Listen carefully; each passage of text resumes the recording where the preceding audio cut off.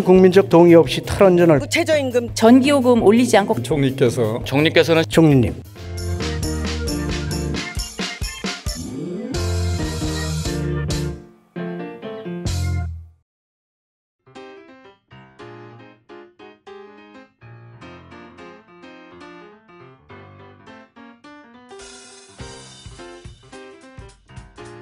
모든 것이 최저임금 탓이라고 보는 것은 좀 지나치고요. 그 분야에 따라서 최저임금 영향이 있는 곳도 있고 좋은 영향을 받는 분들도 계십니다. 임금 근로자들은 좋은 영향 받죠.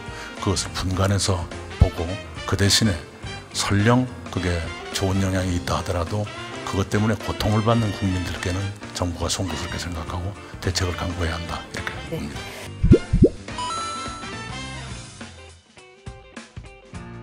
여러 가지 우리 경제의 과제 이전 정부에서부터 누적돼 왔던 것들도 있을 것 아닙니까? 그걸 죄다 부정하고 온통 니들 탓이다 라고 말씀하시는 것도 다소의 무리가 있는 것 아닙니까?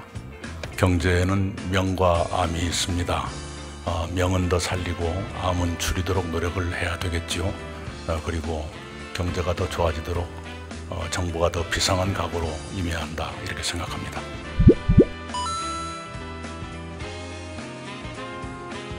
최저임금 인상에는 명암이 있습니다.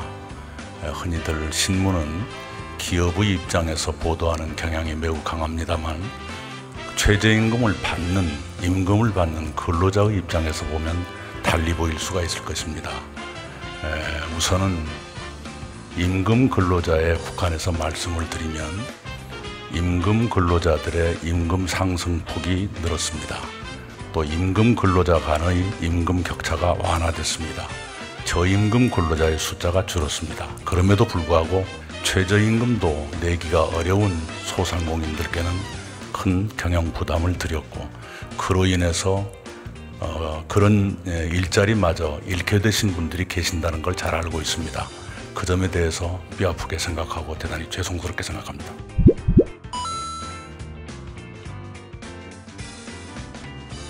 성과와 가능성도 있고 만만치 않은 과제도 직면하고 있다고 생각합니다. 성과와 가능성이라고 말씀드릴 수 있는 것은 국가 신용 등급이 사상 최고로 올라갔고요. 외환 보유액이 사상 최다로 올라갔습니다. 국가 부도 위험 지수는 글로벌 금융위기 이후 가장 낮게 개선됐습니다.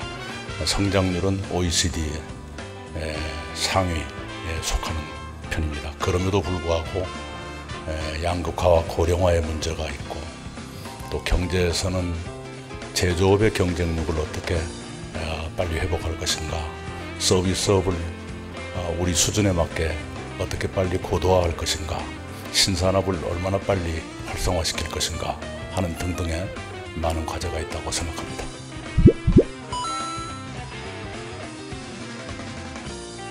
그런 문제를 완화해 드리기 위해서 일자리 안정자금과 근로장려세제 EITC 등을 통해서 소상공인들 또는 일을 하지만 여전히 생활하기 어려운 분들을 도와드리고 있고요. 농민들의 경우에는 직불제를 포함한 많은 보조금 제도를 유지하고 있습니다.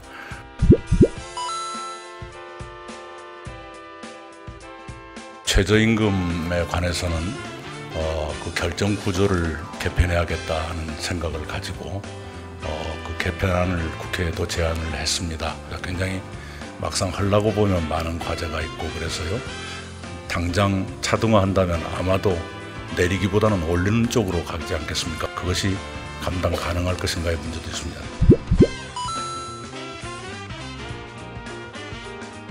탄력 근로자는 경산호위에서 최종 합의를 이루지는 못했지만 이른바 노사정 합의는 이루어진 셈이니까요.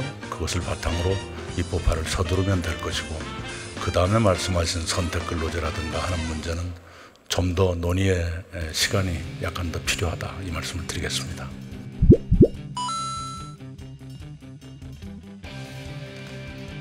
사회적 논의가 필요하다 이렇게 생각을 합니다.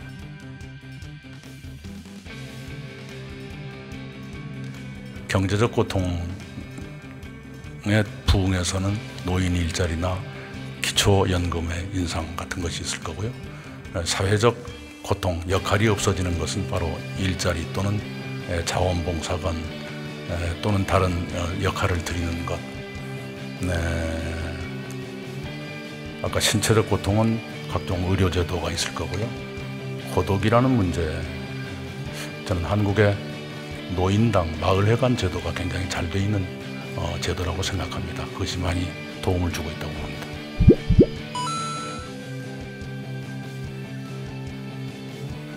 큰 원칙으로 보면 시세가 가격이 많이 오른 그런 주택들 또는 시세 반영률이 낮은 현실과 거리가 많은 그런 주택들에 조금 더 많이 공시지가를 올렸고요. 그러지 않은 쪽은 그렇게 많이 올린 편은 아닙니다. 그리고 공시지가 현실화가 그분들의 생활 또는 복지 수급, 복지 혜택에 부정적인 영향을 주지 않도록 세밀하게 관리하고 있습니다.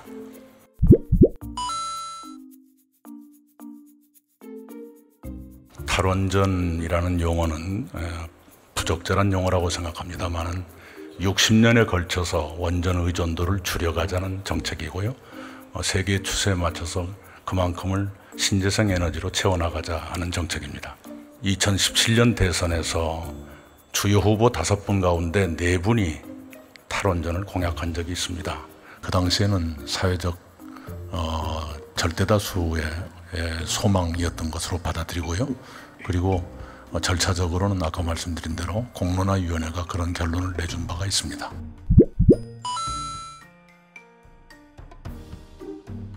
현재의 에너지 정책 그대로 가더라도 2022년까지는 상승 요인이 거의 없다라는 것이 정부의 판단이고 에너지 수급 정책을 통해서 그걸 밝힌 바가 있습니다.